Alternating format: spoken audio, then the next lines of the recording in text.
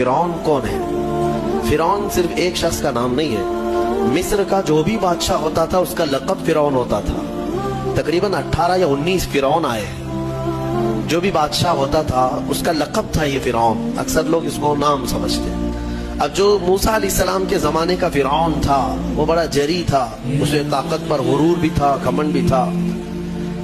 ایسا ہے کہ تقریباً 100 سال تک تو کبھی اس کو سردی بخار بھی نہیں آیا، بیمار کبھی نہیں ہوا۔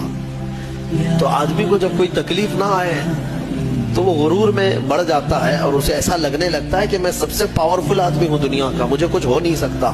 تو یہی فرعون ہے جس نے اپنے زمانے میں یہ اعلان کیا تھا کہ لوگوں میں تمہارا رب ہوں، تمہارا بڑا رب میں ہوں، میری عبادت کرو۔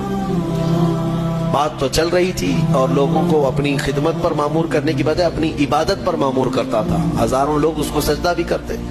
ایک دن ایسا ہوا کہ فرعون نے خواب دیکھا، آسمان سے ایک تارا ٹوٹ کر اس کی گود میں گرا یا اس کے محل پہ گرا اور پھر آگ لگ گئی اس کے محل میں۔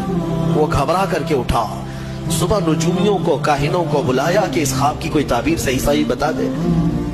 بہتوں نے الگ الگ تعبیریں بتائی، پھر جو بڑے ماہر نجومی تھے انہوں نے کہا کہ اس خواب کی تعبیر یہ ہے کہ بنی اسرائیل خاندان میں ایک بچہ پیدا ہوگا جو تیری سلطنت کو ہلاک کر دے گا، تیری سلطنت کے ہلاک کرنے کا باعث بنے گا۔ خواب کی تعبیر سننے کے بعد شاہی فرمان جاری کر دیا اس نے کہ بنی اسرائیل میں آج کے بعد جو بھی لڑکا پیدا ہوگا اسے مار دیا جائے گا، کیونکہ وہ بچہ کہیں سلطنت کی ہلاک کرنے والا پیدا نہ ہو جائے۔